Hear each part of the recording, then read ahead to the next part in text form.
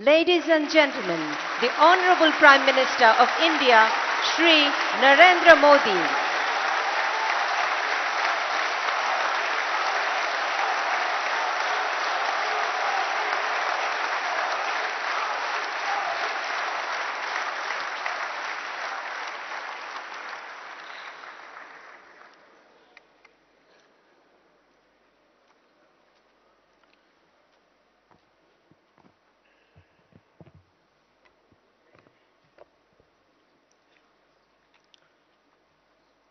माननीय vice chancellor, Dhaka विश्वविद्यालय, professor आरिफिन Siddiqui जी, ढाका विश्वविद्यालय के वरिष्ठ अधिकारीगण, अध्यापक और प्रिय छात्र एवं छात्राएं, बांग्लादेश सरकार के सभी आदरणीय मंत्रीगण, सभी वरिष्ठ नेतागण, आदरणीय सभी सांसद सदस्य महोदय, आईटेक और आईसीसीआर के स्कॉलर्स, मुक्ति योद्धा, व्यावसायिक समुदाय, बुद्धिजीवी, भारतीय समुदाय,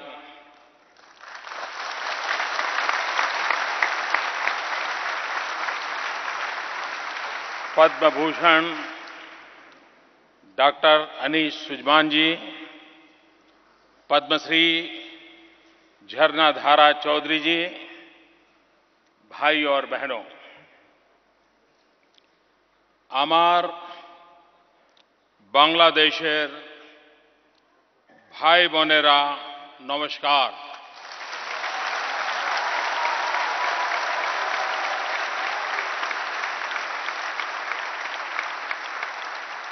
কেমন আছো?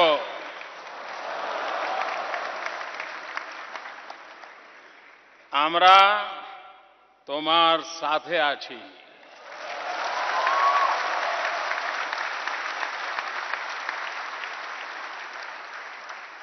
আমরা তোমাকে সাথে নিয়ে চলব।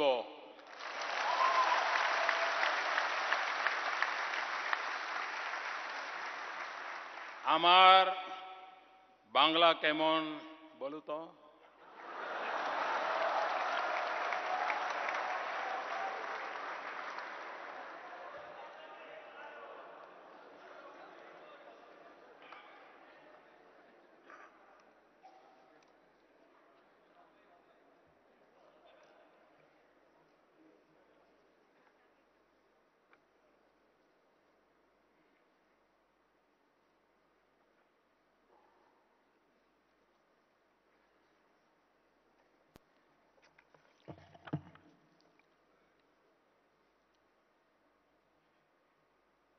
दो दिन की मेरी यात्रा आज समाप्त हो रही है। ये मेरा एक प्रकार से इस यात्रा का आखिरी कार्यक्रम है, लेकिन मुझे ऐसा लग रहा है कि सचमुच में अब यात्रा शुरू हो रही है।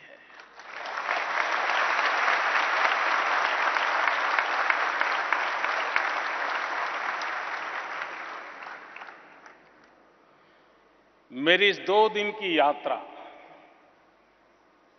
और बांग्लादेश के नागरिकों ने, बांग्लादेश सरकार ने, प्रधानमंत्री, राष्ट्रपति जी एवं मंत्रीगण ने जिस प्रकार से मेरा स्वागत किया, सम्मान किया, ये स्वागत सम्मान नरेंद्र मोदी नाम के एक व्यक्ति का नहीं है, 125 करोड़ भारतवासियों का है।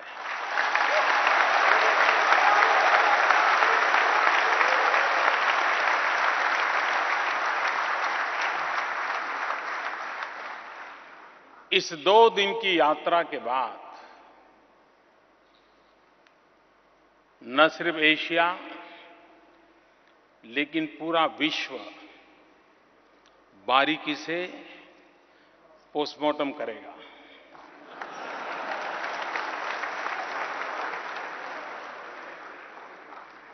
कोई तराजू लेकर के बैठेंगे, क्या खोया क्या पाया।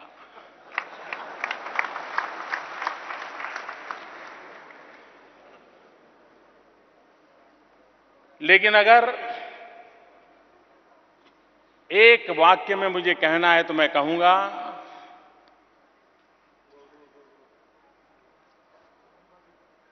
कि लोग सोचते थे कि हम पास पास है, लेकिन अब दुनिया को स्वीकार करना पड़ेगा कि हम पास पास भी हैं, साथ साथ भी है।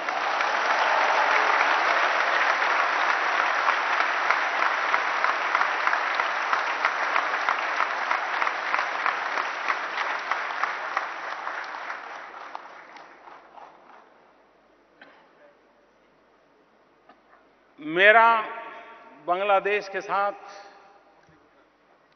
एक इमोशनल अटैचमेंट है, और इमोशनल अटैचमेंट ये है कि मेरे जीवन में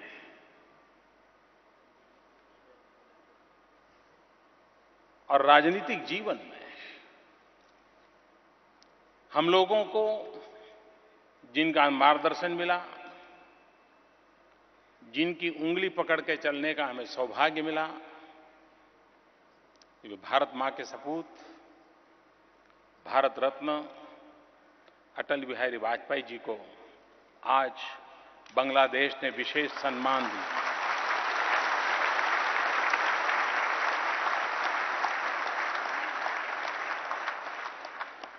और सम्मान मिला एक मुक्ति योद्धा राष्ट्रपति जी के हाथों से।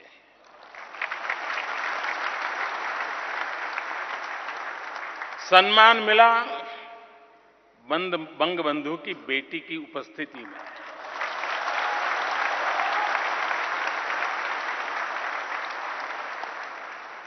और सम्मान लेने का सौभाग्य उस व्यक्ति के पास था जिसने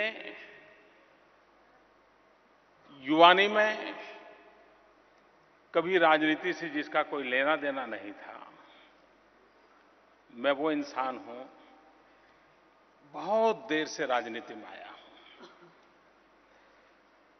करीब करीब 90 के आसपास। लेकिन मुझे अपने जीवन में सबसे पहला कोई राजनीतिक कार्यक्रम में हिस्सा लेने का सौभाग्य मिला। मैं युवा था, युवा सहज गतिविधियों से जुड़ा था, लेकिन उस समय अखबारों में पढ़ते थे बांग्लादेश के लड़ाई के संबंध में, मुक्ति योद्धाओं की लड़ाई के संबंध में, यहां पर हो रहे जुल्म के संबंध में। और जैसा आपका खून खौलता था, हमारा खून भी खौलता था।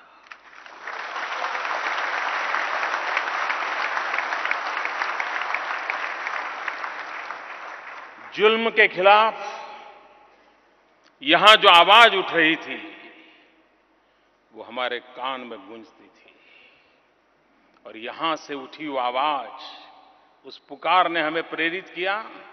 और मैं जीवन में पहली बार गांव छोड़ करके दिल्ली में भारतीय जनसंघ के द्वारा बांग्लादेश की मान्यता के लिए जो सत्याग्रह चल रहा था, उस सत्याग्रही बनने का मुझे सौभाग्य मिला।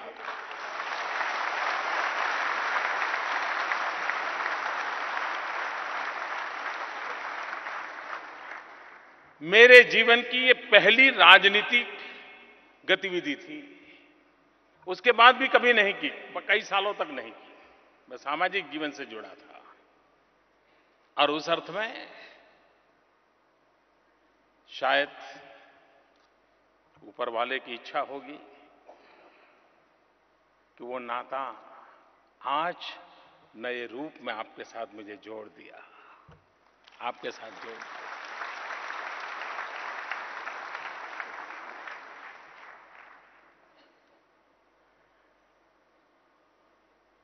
दुनिया में समृद्ध देशों की गतिविधियों की चर्चा बहुत होती है, लेकिन हम जैसे गरीब देश, उसकी गतिविधियों पर दुनिया की नजर बहुत कम जाती है।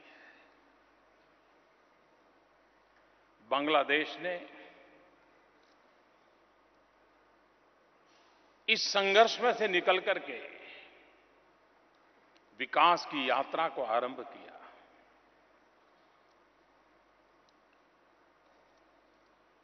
और इतने कम समय में, और यहां पर राजनीतिक संकट बार बार आए हैं, उतार चढ़ाव बार बार आए हैं। सिर्फ मुक्ति योद्धाओं वाली उस लड़ाई के बाद भी कठिनाइयां रही है।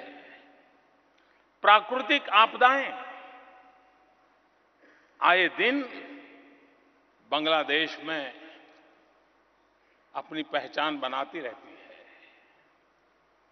इन संकटों के बावजूद भी बांग्लादेश ने कई क्षेत्रों में अप्रतिम काम किया है।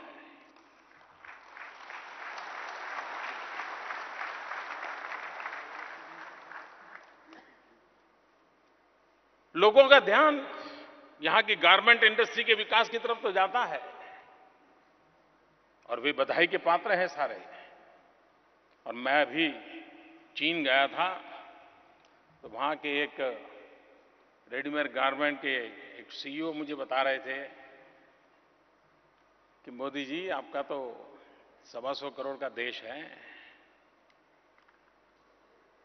आप कर क्या रहे हो? मैंने कहा क्या हुआ भाई? अरे बोले, तुम्हारे बगल में 17 करोड़ का देश आज दुनिया में नंबर 2 पे खड़ा है गारमेंट की दुनिया में।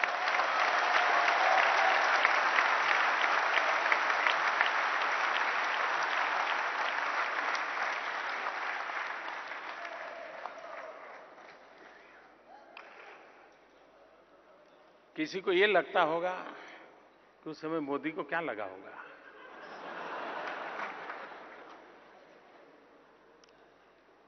मैं दिल से कहता हूं, मुझे इतना आनंद आया, इतना आनंद आया।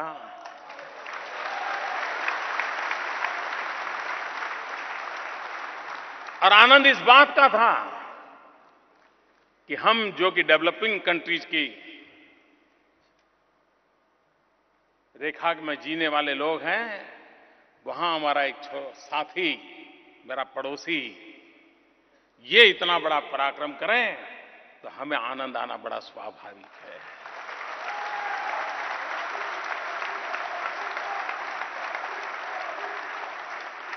सूरज पहले यहां निकलता है, लेकिन बाद में किरणें हमारे यहां भी तो पहुंचती है।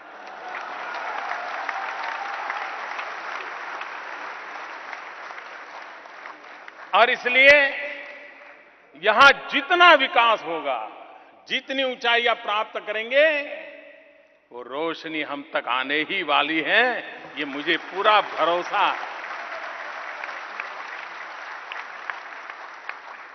और इस अर्थ में मैं कहता हूं, आज इन्फेंट मोर्टेलिटी रेट देखिए। हमारे देश में कई राज्यों को बांग्लादेश से सीखने जैसा है कि उन्होंने जिस प्रकार से इन्फेंट मोर्टेलिटी रेट के संबंध में, न्यूट्रिशन के संबंध में, इवन गर्ल चाइल्ड एजुकेशन के संबंध में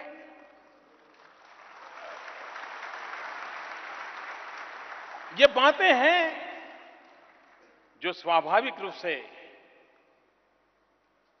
क्योंकि जब बांग्लादेश आता है ना, तो हमें इस बात का हमेशा गर्व होता है कि मेरे भी देश का कोई जवान था जिसने अपना रक्त दिया था इस बांग्लादेश के लिए।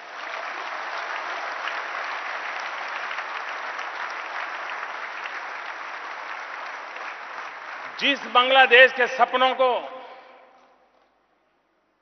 मेरे देश के जवानों ने खून से सींचा हो, उस बांग्लादेश की तरक्की हम लोगों के लिए इससे बड़े कोई आनंद का विषय नहीं हो सकता, इससे बड़ा कोई गौरव का विषय नहीं हो सकता।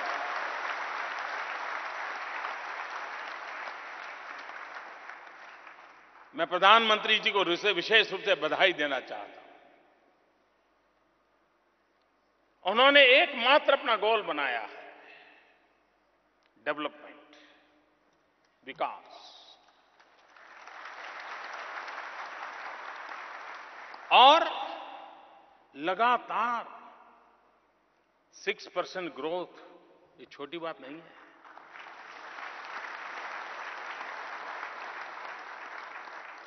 ये छोटा अचीवमेंट नहीं है। और इसके कारण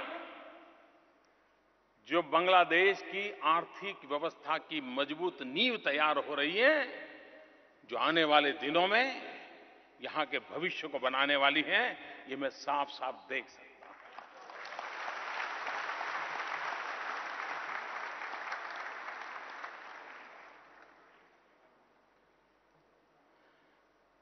भारत और बांग्लादेश दोनों एक विषय में बड़े भाग्यशाली हैं।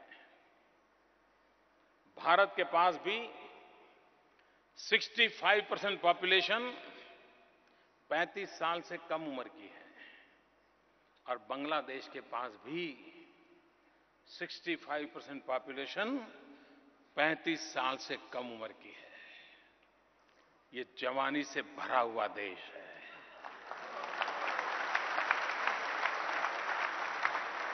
उसके सपने भी जवान हैं। जिस देश के पास ऐसा सामर्थ्य हो और विकास को समर्पित नेतृत्व हो, कुछ कर गुजारने का उमंग हो, मैं विश्वास से कहता हूं, अब बांग्लादेश की विकास यात्रा कभी रुक नहीं सकती है, न रुक नहीं।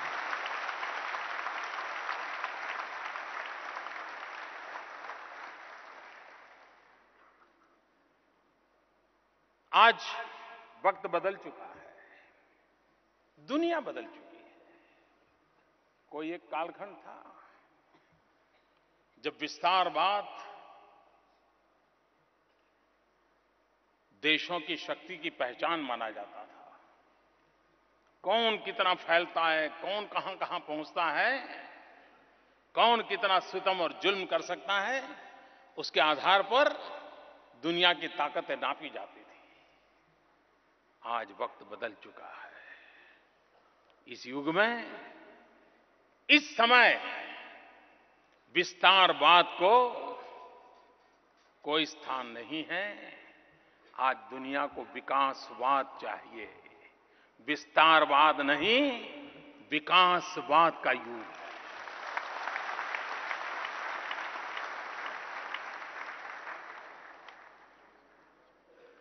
और यही मूलभूत चिंतन है।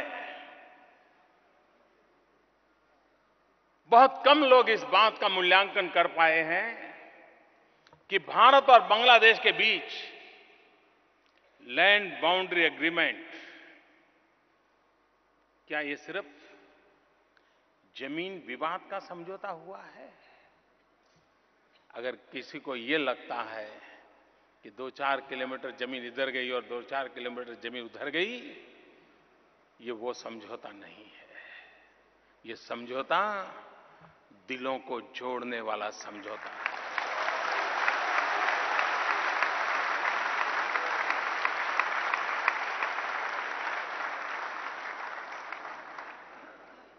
दुनिया में सारे युद्ध जमीन के लिए हुए हैं, और ये एक देश है, बांग्लादेश भी गर्व करता है। मुझे आज आपके टूरिज्म मिनिस्टर मिले थे, वो कह रहे थे हम बुद्धिस्ट सर्किट शुरू करना चाहते हैं टूरिज्म के लिए। भारत भी, बुद्ध के बिना भारत अधूरा है, और जहां बुद्ध है वहां युद्ध नहीं हो सकता है।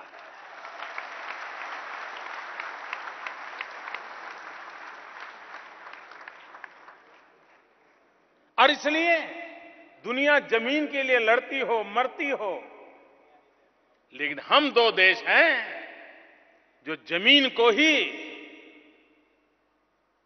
हमारे संबंधों का सेतु बना करके खड़ा कर देते हैं। मैंने आज यहां एक अखबार में यहां के किसी राइटर ने लिखा था, मैं पूरा तो पढ़ नहीं पाया हूं, लेकिन हेडलाइन पढ़ी। उन्होंने बांग्लादेश और भारत की जमीन की समझौते को बर्लिन की दीवार गिरने की घटना के साथ तुलना की है। मैंने कहा, मैं कहता हूं बहुत बड़ी सोच के साथ उन्होंने रखा है। यही घटना दुनिया के किसी पूरे भूभाग में होता तो विश्व में बड़ी चर्चा हो जाती, पता नहीं नोबेल प्राइज देने के लिए रास्ते खोले जाते।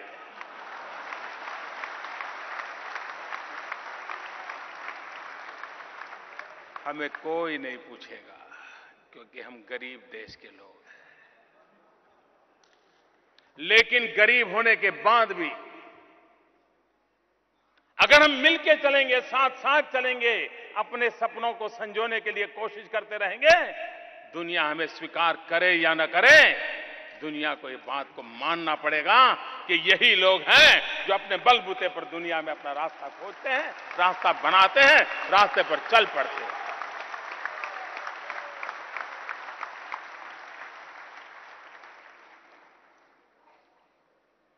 यहां के नौजवान के सपने हैं। वक्त बहुत बदल चुका है।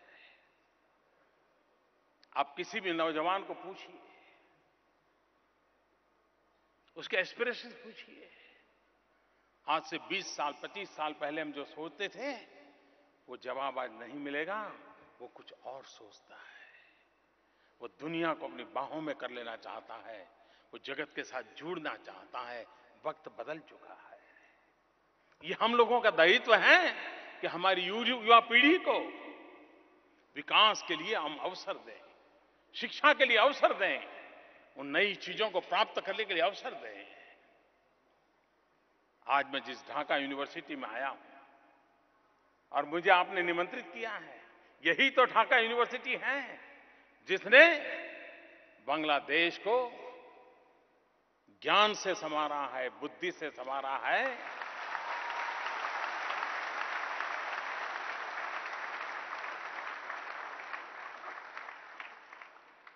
व्यक्ति व्यक्ति में ज्ञान दीप जलाने का काम इस यूनिवर्सिटी ने किया है। बीते हुए कल तो हम इससे जुड़े थे। हमारे यहां भी जो लोग हैं वो यहीं से शिक्षा दीक्षा लेकर आए थे। हर एक का नाम हम गर्व से कह सकते हैं। और उसी प्रकार से आने वाले दिनों में भी, जैसे अभी वाइस चांसलर जी बताए थे, हम ओशनोग्राफी के लिए ढाका यूनिवर्सिटी के साथ मिलकर के काम करने वाले हैं। क्योंकि ब्लू इकोनॉमी ये आने वाले समय का एक बहुत बड़ा क्षेत्र है।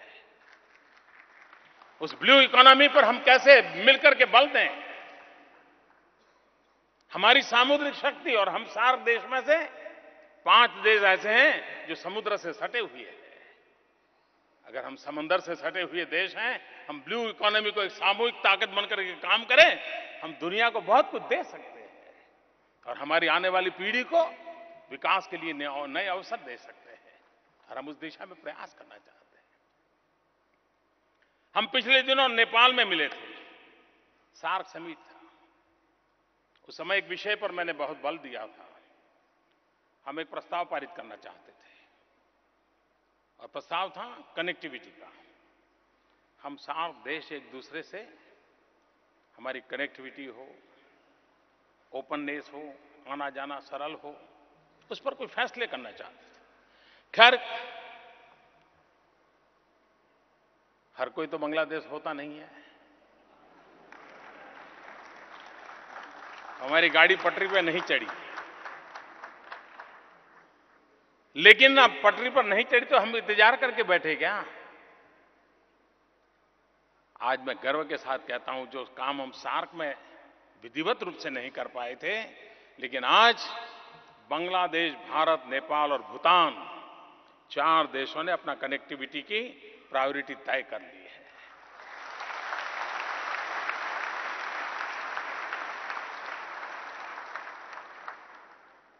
और ये हम मान के चले। सारे यूरोपियन यूनियन की बात करते हैं, यूरोपियन यूनियन की इकोनॉमी जो बदलाव आया, उसके मूल में एक कारण ये है, इजी कनेक्टिविटी। सार्क देश भी इसी प्रकार से आगे बढ़ सकते हैं। सब चले या न चले, कुछ तो चल पड़े हैं।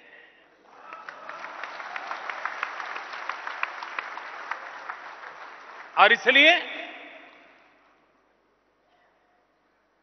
बांग्लादेश, भारत, हम कनेक्टिविटी के लिए कई चीजें आज निर्णय किया।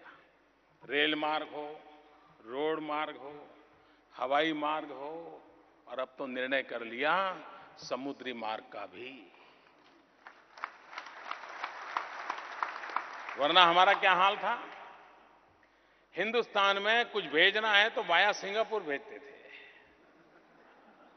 अब हिंदुस्तान और बांग्लादेश आमने सामने, लो भाई ले जाओ, वो कहेगा ये ले जाओ। और इसलिए मैं कहता हूं, कितना बड़ा बदलाव आ रहा है, ये हम साफ देख सकते हैं। और ये बात निश्चित है, आज कोई भी देश कितना ही सामर्थ्यवान क्यों न हो, उसके पास धन बल हो, जनबल हो, शस्त्रास्त्रों का बल हो, तो भी आज वो अकेला कुछ नहीं कर सकता है। पूरी दुनिया इंटरडिपेंडेंट हो गई है। एक दूसरे के सहारे के बिना अब विश्व नहीं चल सकता है। और इसलिए भारत और बांग्लादेश ने इस भविष्य को पहचाना है, जाना है। भारत और बांग्लादेश का विजन साफ है। और इसलिए हमने 22 जो निर्णय किए हैं, ये 22 निर्णय नंबर की दृष्टि से संतोष हो इतनी सी बात नहीं है। एक से बढ़कर के एक सारे निर्णय आने वाले भविष्य का बदलाव करने के लिए बहुत बड़ी ताकत के रूप में उभरने वाले हैं। ये मैं आज विश्वास से कह करके जाता हूं। और मैं इसके लिए बांग्लादेश के दीर्घदृष्टा नेतृत्व का अभिनंदन करता हूं, उनका धन्यवाद करता हूं कि हम इस प्रकार के महत्वपूर्ण फैसले कर पाए। आज अगर हम सैटेलाइट के द्वारा फोटो लें तो आप देखेंगे ये सार्क के ही देश ऐसे हैं, इंक्लूडिंग इंडिया, जहां अभी भी अंधेरा नजर आता है। क्या हमारे यहां उजाला नहीं होना चाहिए? क्या हमारे यहां गरीब के घर में भी बिजली का दिया जलना चाहिए कि नहीं जलना चाहिए? और अगर ये चलना है तो बिजली चाहिए। और बिजली प्राप्त होना, हम अगर मिलकर के काम करें, नेपाल हो, भूटान हो, भारत हो, बांग्लादेश हो, मैं नहीं मानता हूं कि फिर कभी इस इलाके में अंधेरा रह सकता है।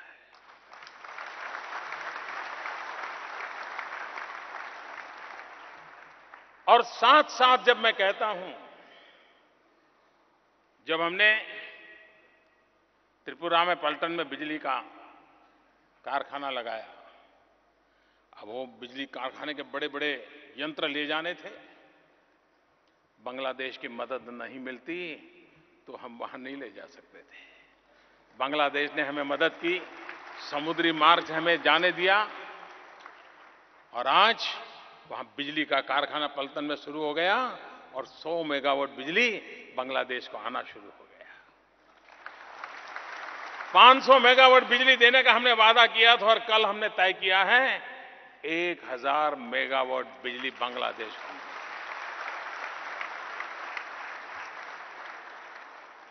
हम दोनों देश एक प्रकार से भाग्यशाली हैं और हम पर तपते सूरज की बड़ी कृपा है।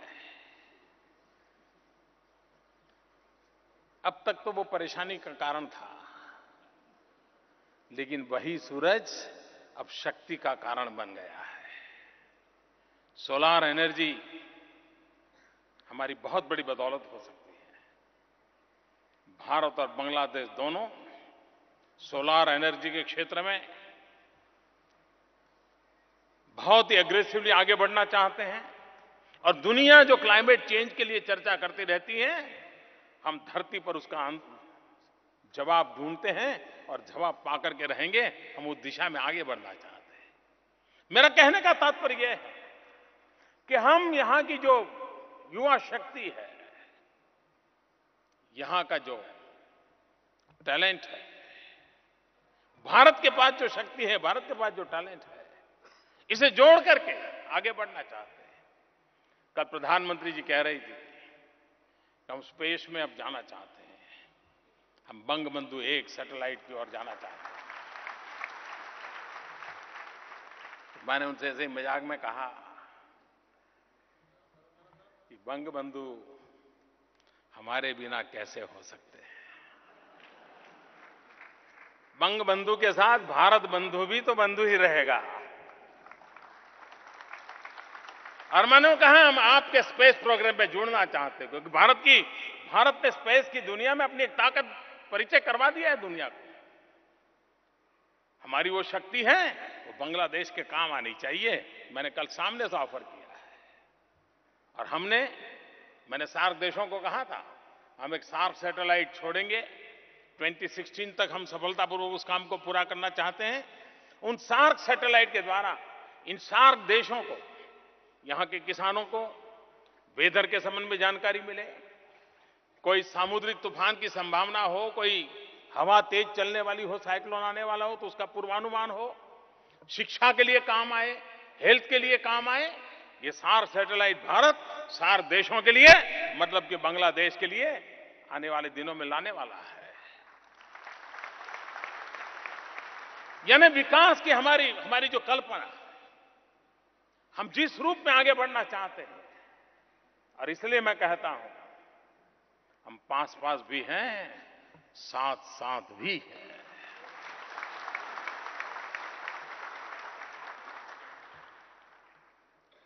बांग्लादेश ने अनेक, खास करके विमेन एम्पावरमेंट के लिए जो काम किए हैं, मैं समझता हूं वो काबिल-ए-दाद है।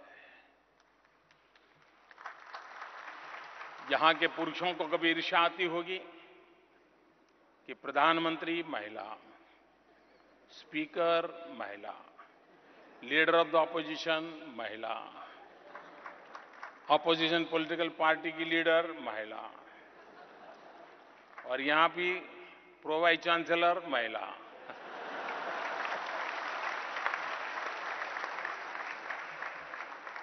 ये सुनकर के गर्व होता है जी।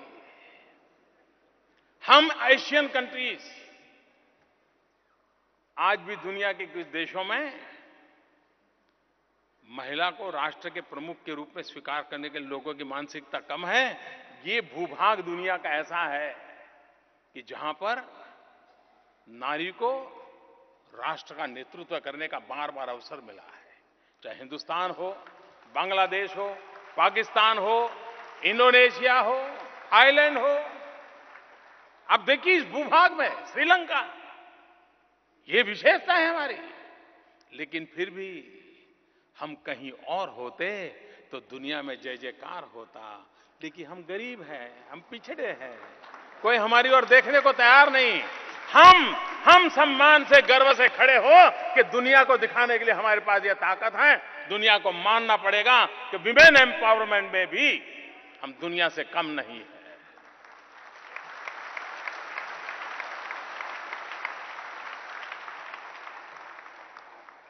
मैं 2 दिन से यहां इधर उधर जा रहा हूं तो मैं एक बिलबोर्ड देख रहा था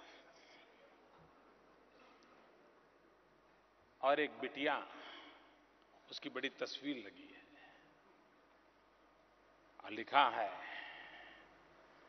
I am made in Bangladesh.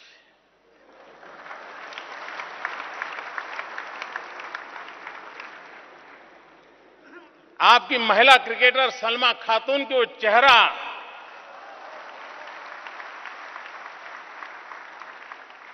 ये विमेन एम्पावरमेंट है, ये यूथ की ताकत का परिचय करवाता है। और ये जब सुनते हैं तो कितना गर्व होता है। हमारे यहां अभी अभी क्रिकेट का दौर समाप्त हुआ और जब बांग्लादेश का नौजवान अल हसन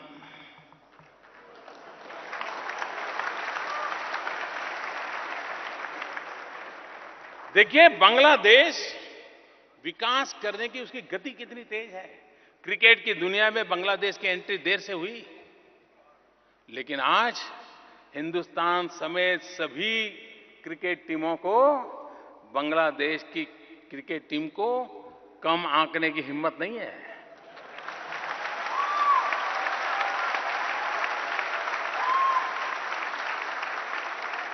देर से आए, लेकिन आपने उन प्रमुख देशों में अपनी जगह बना ली है। ये बांग्लादेश की ताकत है।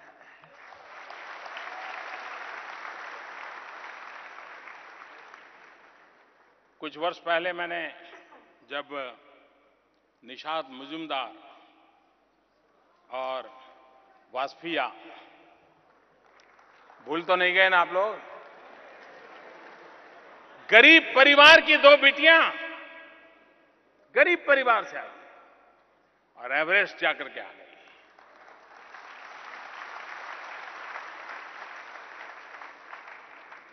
ये बांग्लादेश की ताकत है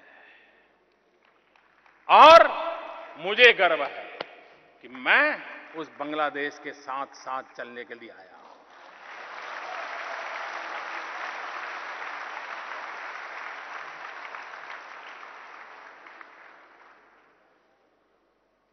ये एक सामर्थ्य होता है जो हमें नई शक्ति देता है। कुछ बातें हैं जो अभी भी करनी है। ऐसा नहीं कि भाई मैं यहां 40 घंटे में सब कुछ करके निकल जा हूं ना, कुछ करना बाकी है। क्योंकि मुझे 125 करोड़ का देश है, अनेक राज्य हैं, सबको साथ लेकर के चलना होता है। और बांग्लादेश को साथ साथ चलता हूं तो मेरे राज्यों के भी तो साथ साथ चलना होता है।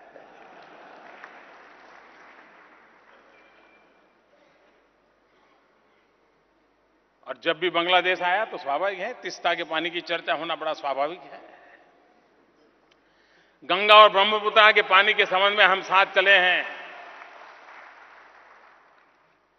और मुझे भरोसा है और मेरा तो मत है, पंछी, पवन और पानी, तीन को वीजा नहीं लगता है।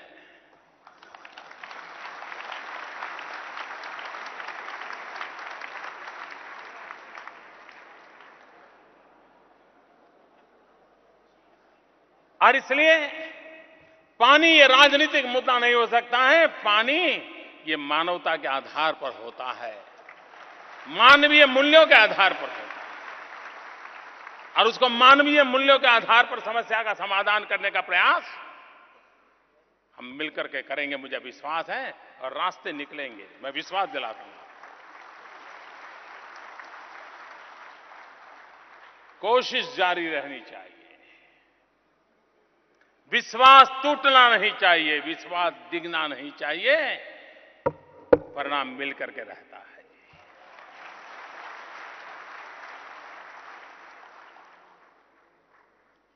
कभी कभार सीमा पर कुछ घटना ऐसी हो जाती है कि दोनों तरफ तनाव हो जाता है। किसी भी निर्दोष की मौत हर किसी के लिए पीड़ादायक होती है। गोली यहां से चली या वहां से चली उसका महत्व नहीं है, मरने वाला गरीब होता है, इंसान होता है।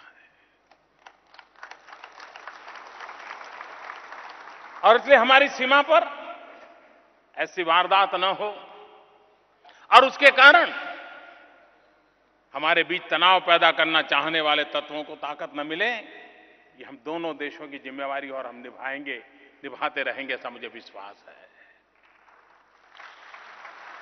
इस बार कई महत्वपूर्ण निर्णय हुए हैं। ह्यूमन ट्रैफिकिंग के संबंध में कठोरता से काम लेने के लिए दोनों देशों ने निर्णय किया है। इलीगल मूवमेंट जो होता है उसके कारण भारत में भी कई राज्यों में उसके कारण तनाव पैदा होता है। हमने दोनों ने मिलकर के इसकी चिंता व्यक्त की है। फेक करेंसी करे कोई खाए कोई और बदनामी बांग्लादेश को मिले। अब बांग्लादेश सरकार इस प्रकार की चीजों को चलने देना नहीं चाहती है। मैं बांग्लादेश सरकार की तारीफ करता हूं, उनका अभिनंदन करता हूं।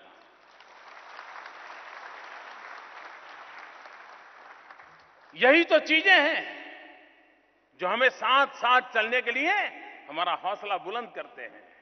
और आज साथ साथ चलते हैं, कल साथ साथ दौड़ना भी शुरू कर देंगे। इसी से तो ताकत आती है और उसी ताकत को लेकर के हम आगे बढ़ना चाहते हैं। इतना ही नहीं, विकास की जब नई ऊंचाइयों को हमें पार करना है, डिफेंस के क्षेत्र में हम सहयोग कर रहे हैं, सहयोग करना चाहते हैं, सहयोग बढ़ाना चाहते हैं। इस बार हमने लाइन ऑफ क्रेडिट $2 बिलियन किया है और ये करने का हमारा हौसला इसलिए बुलंद हुआ है कि पहले जो लाइन ऑफ क्रेडिट दी थी, अगर बहुत बढ़िया ढंग से किसी ने उसको उपयोग किया तो बांग्लादेश ने किया है। और इसलिए ये नया जो लाइन ऑफ क्रेडिट का हमारा निर्णय है, मुझे पूरा भरोसा है कि बांग्लादेश उसका सही सही उपयोग करेगा। हमने एक बड़ा महत्वपूर्ण निर्णय किया है इंडिया एसईजेड बनाने का। भारत के लोग यहां आए, पूंजी निवेश करें, यहां के नौजवानों को रोजगार दें, यहां की जो कच्चा माल है उसको मूल्य वृद्धि करें, यहां की इकोनॉमी को लाभ हो और भारत और बांग्लादेश में ट्रेड डेफिसिट का जो फासला है उसको कम करने में बहुत बड़ी ताकत बन जाएगा। हम नहीं चाहते कि बांग्लादेश हिंदुस्तान से तो माल लेता रहे और बांग्लादेश से कम सामान हिंदुस्तान आए। नहीं, हम बराबरी चाहते हैं। हम भी चाहते हैं बांग्लादेश का माल हिंदुस्तान में बिकना चाहिए। हम बराबरी से आपके एक मित्र राष्ट्र के रूप में हम खड़े हैं आपके साथ। और इसलिए हमारी भूमिका यही है कि हम किस प्रकार से आगे बढ़ें, किस प्रकार से हम साथ चले, उसी को लेकर के हम चलना चाहते हैं। आज दुनिया में कुछ संकटों का सामना भी हमें करना है। आने वाले दिनों में यूनाइटेड नेशन अपनी 70वीं सालगिरह मनाने जा रहा है। 70 साल की यात्रा कम नहीं होती है। प्रथम और दूसरे विश्व युद्ध की छाया में यूनाइटेड नेशन का जन्म हुआ। तब दुनिया की स्थिति अलग थी। उस समय इंडस्ट्रियल रिवॉल्यूशन हुआ था। आज इंटरनेट रिवॉल्यूशन का कालखंड है। वक्त बदल चुका है, लेकिन यूएन वही का वही है। आज भी यूएन पिछली शताब्दी के कानून से चलता है। शताब्दी बदल चुकी, यूएन नहीं बदला है। हम जो गरीब देश हैं, उन्होंने मिल बैठ करके यूनाइटेड नेशन भी अपनी 70वीं सालगिरह मनाते समय विश्व को नए नजरिए से देखें। बांग्लादेश जैसे छोटे छोटे देश, भारत बांग्लादेश जैसे गरीबी से लड़ रहे देश, सार्क के देश जो गरीबी से जूझ रहे हैं, लड़ाई लड़ रहे हैं, उनकी समस्याओं की ओर विश्व ध्यान दे। और इसलिए ऐसे सभी देशों ने मिलकर के हमारे दुनिया को युद्ध होता है तो कैसे काम करना, ये तो आता है। सीमा पर लड़ाई कैसे होगी, सेना क्या करेगी, वायुसेना क्या करेगी, सब आता है। लेकिन टेररिज्म से कैसे निपटना, अभी तक दुनिया को समझ नहीं आ रहा है कि रास्ते क्या हो। और यूएन भी गाइड नहीं कर पा रहा है। मुझे खुशी की बात है कि बांग्लादेश के प्रधानमंत्री एक महिला होने के बावजूद भी डंके की चोट पर कह रही है कि टेररिज्म के संबंध में मेरा जीरो टॉलरेंस है।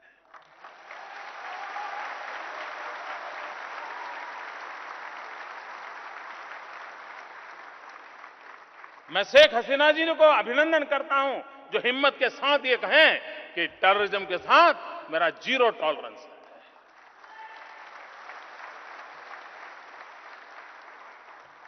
टेररिज्म इसको कोई सीमा नहीं है, कोई भूभाग नहीं है। भारत तो पिछले 40 साल से उसके कारण परेशान है। कितने निर्दोष लोगों की जिंदगी तबाह हो जाती है, कितना रक्त बह रहा है। और टेररिज्म के जुड़े हुए लोग क्या पाया उन्होंने, क्या दिया दुनिया को उन्होंने। और इसलिए टेररिज्म का रूप ऐसा है जिसे कोई सीमाएं नहीं है, कोई भूभाग नहीं है, न उसके कोई आदर्श है, न कोई मूल्य है, न कोई संस्कृति है, न कोई परंपरा है। अगर है तो उनका एक ही इरादा है और वो है मानवता की दुश्मनी। टेररिज्म वो मानवता का दुश्मन है। और इसलिए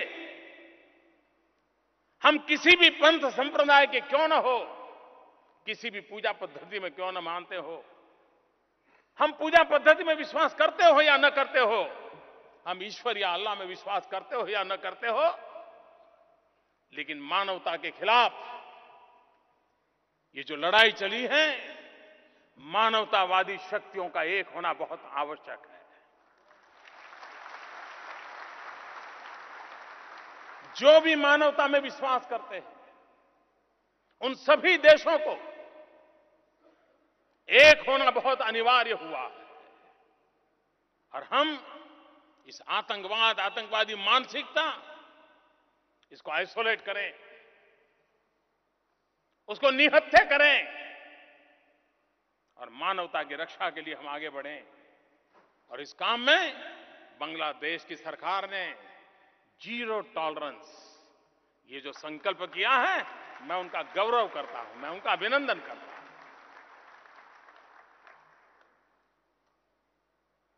और मैं साफ मानता हूं, बांग्लादेश और भारत के बीच, न सिर्फ बांग्लादेश और भारत के बीच, सार्क देशों में भी हमें टूरिज्म को बढ़ावा देना चाहिए। टूरिज्म को हमने बढ़ावा देना चाहिए। और tourism unites the world, terrorism divides the world.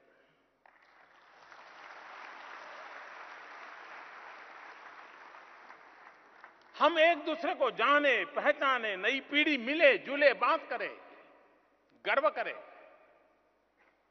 और इसलिए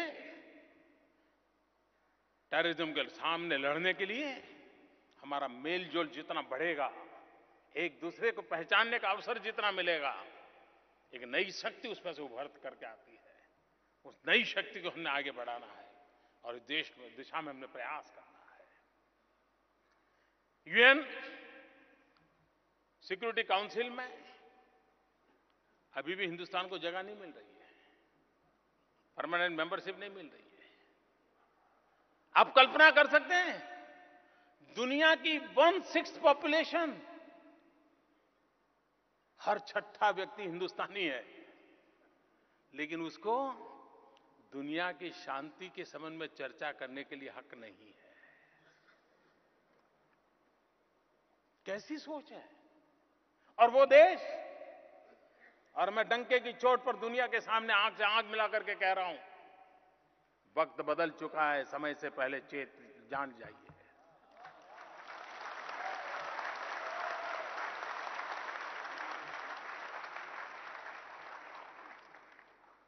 हिंदुस्तान वो देश है जो कभी जमीन के लिए किसी पर हमला नहीं किया है, न कभी लड़ाई लड़ी है। हम प्रथम विश्व युद्ध में 13 लाख हिंदुस्तान की सेना के जवान प्रथम विश्व युद्ध में जुड़े, अपने लिए नहीं, भारत की सत्ता बचाने के लिए नहीं, भारत का भूभाग बढ़ाने के लिए नहीं, किसी और के लिए लड़े, किसी और के लिए मरे और करीब करीब 75,000 लोग शहीद हुए। 75,000 लोग प्रथम विश्व युद्ध में। उसके बावजूद भी दुनिया हमें पूछ रही है शांति के लिए, हम विश्व की शांति के लिए उपयोगी है कि नहीं, उसके लिए हमें सबूत देने पड़ रहे हैं। द्वितीय विश्व युद्ध हुआ, 15 लाख से भी ज्यादा हिंदुस्तान की फौज किसी के लिए लड़ी, किसी के लिए मरी, किसी दुनिया के देश में जाकर के मरी। और उस समय हम सब एक थे, बांग्लादेश के भी बच्चे थे उसमें, जिन्होंने द्वितीय विश्व युद्ध में बलिदान दिए थे।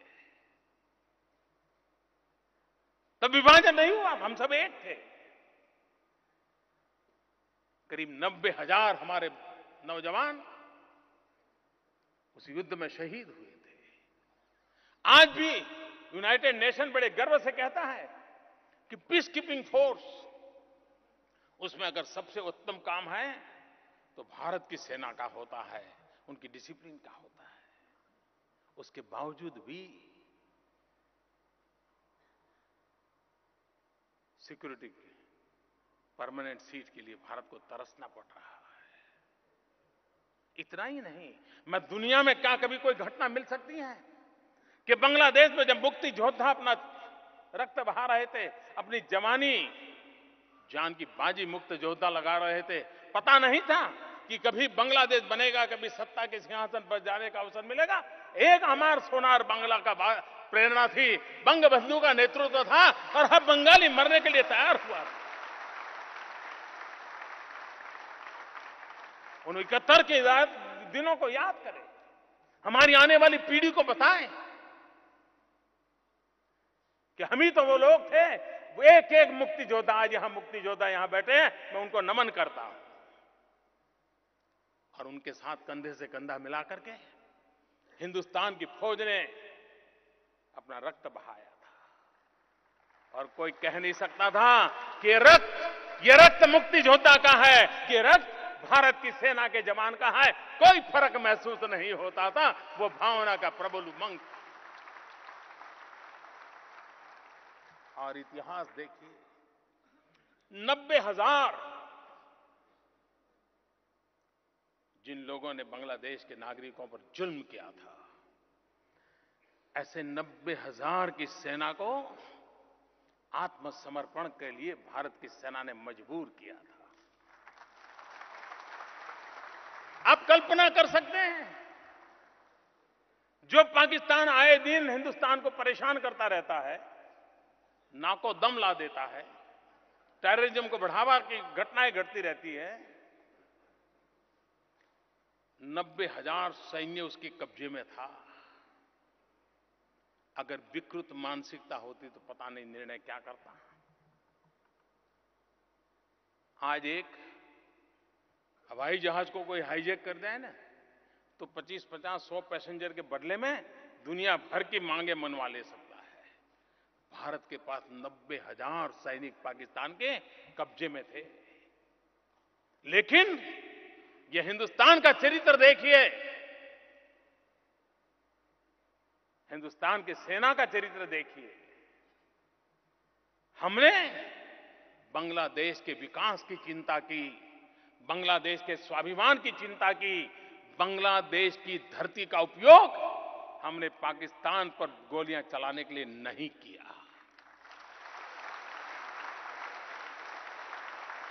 हमने बांग्लादेश के स्वाभिमान के लिए, मुक्ति योद्धाओं के लिए लड़ाई लड़ी, लेकिन उन 90,000 का ब्लैकमेलिंग करके पाकिस्तान के खिलाफ लड़ने के लिए हमने बांग्लादेश की भूमि का उपयोग नहीं किया।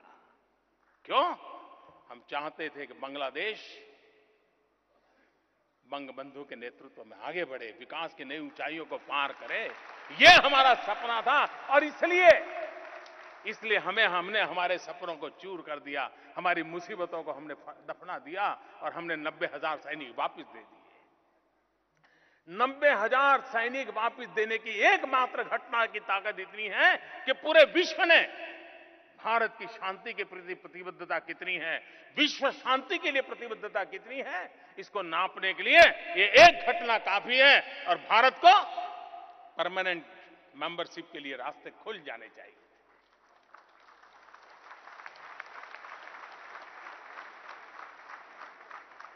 लेकिन मुझे मालूम है गरीब देशों को, डेवलपिंग कंट्रीज को, हम जैसे इस इलाके में दूर सुदूर पड़े हुए लोगों को मिल बैठ करके लड़ाइयां लड़नी पड़ेगी। विश्व के रंगमंच पर हम सबको एक ताकत बनकर के उभरना पड़ेगा। हमारी समस्याओं का समाधान करने के लिए हम अपने आप कंधे से कंधा मिला करके चल करके समस्याओं का समाधान कर सकते हैं। किसी की मदद से अगर 2 साल में हो सकता है तो किसी की मदद के बिना 5 साल में भी तो होके रहेगा। हम झुकने वाले नहीं हैं।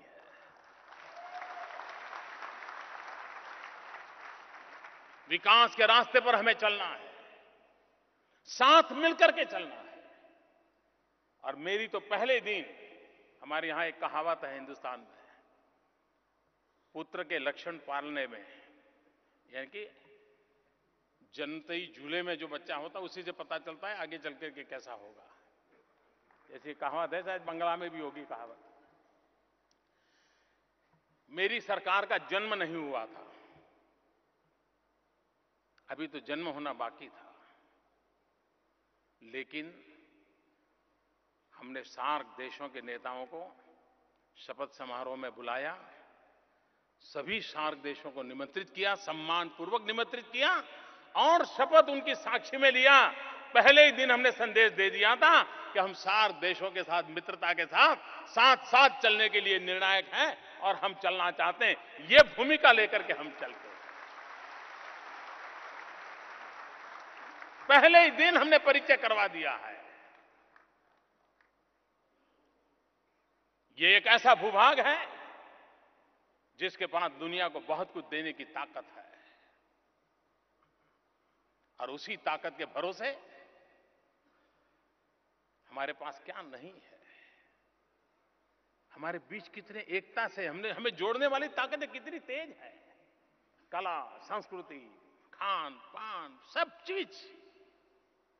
कोई के सोच सकता है कि एक ही कवि 2 देश के राष्ट्रगीत का रचयिता हो? है। यही तो है हमारी एकत्व को जोड़ता है। हमें जोड़ने वाली चीजों को उजागर करें, हमें जोड़ने वाली चीजों को लेकर के चले और हम एक शक्ति बनकर के उभरे और विकास के मार्ग पर चले। और खुशी की बात है, आपके प्रधानमंत्री जी और मेरी सोच परफेक्टली मैच होती है।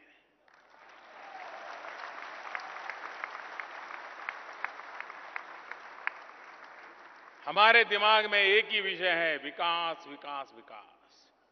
उनके दिमाग में भी एक ही है, विकास विकास विकास। उन्होंने कहा हम 2021 जब बांग्लादेश अपनी गोल्डन जुबली मनाएगी तब हम हमारी आर्थिक स्थिति को यहां पहुंचाना चाहते हैं और इसलिए लगे हुए हैं। आपकी इमारत कितनी ही मजबूत क्यों ना हो, आपकी इमारत कितनी ही मजबूत क्यों ना हो, लेकिन आपके दीवार से सटे हुए पड़ोसी की इमारत अगर कच्ची हो जाए तो आपकी कितनी ही पक्की इमारत टिक सकती है क्या?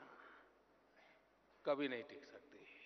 और इसलिए भारत की इमारत कैसी भी क्यों ना हो, लेकिन बांग्लादेश की ताकत भारत की ताकत समान होनी चाहिए, समान शक्ति से दोनों आगे बढ़ने चाहिए ताकि कभी कोई संकट ना आए।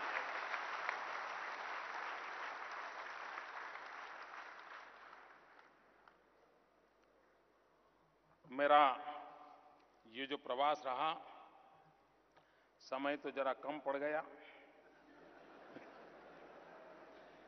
लेकिन मेरे लिए ये यात्रा यादगार रही है और उस यादगार यात्रा के साथ मैं आज जब भारत लौट रहा हूं तो मन में जरूर रहेगा। मैं जब आज आया तो मुझे कई लोग कह रहे थे, मोदी जी जरा ज़्यादा दिन आ जाते अच्छा होता, कुछ हमारे ग्रामीण इलाकों में जाते तो अच्छा होता।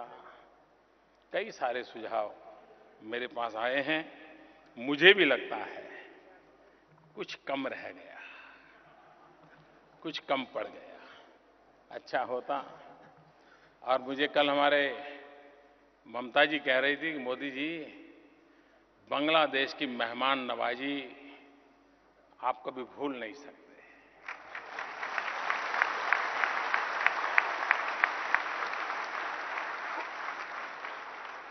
और मैंने अनुभव किया ऐसी उत्तम मेहमान नवाजी,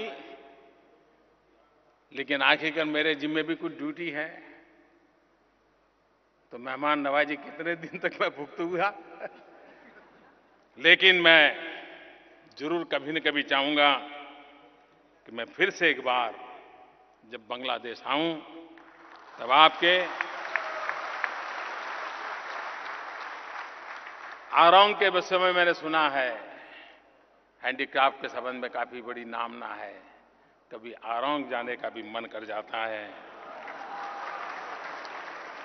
कभी मन करता है नोआखली चला जाओ, जहां महात्मा गांधी का एक म्यूजियम बना हुआ है, बापू का आश्रम है। कभी नोआखली चला जाऊं।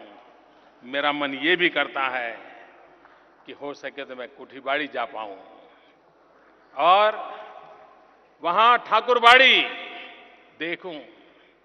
फिर पोदा नदी में नाव के ऊपर आप में से कुछ नौजवानों के साथ, विशेषकर युवा मित्रों के साथ उस क्षेत्र को देखूं, और वो भी अड्डा करते हुए। बिना अड्डा बांग्लादेश की यात्रा अधूरी रहती है।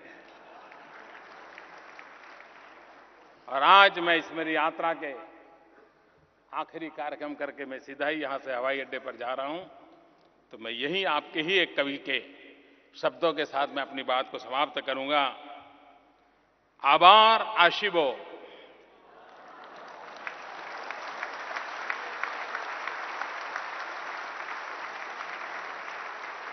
आभार आशिबो, फिरे धान सीरी रे तीरे।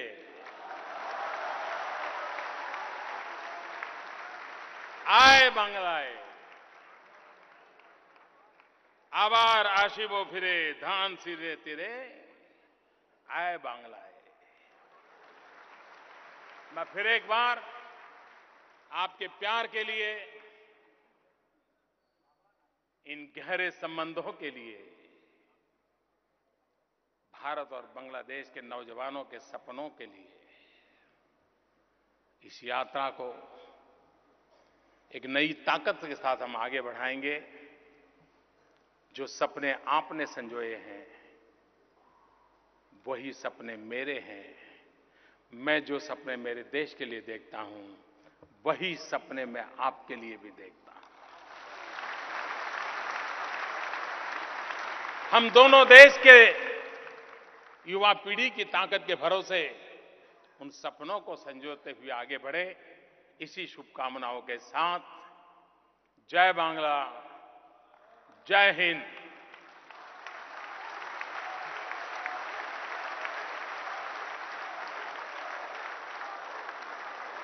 माननीय प्रधानमंत्री श्री नरेंद्र मोदी जी को सर्वोत्कृष्ट भाषण देने हेतु कोटि कोटि धन्यवाद। On behalf of the University of Dhaka, we thank the Honorable Prime Minister of India, Shri Narendra Modi, for his beautiful and inspiring words.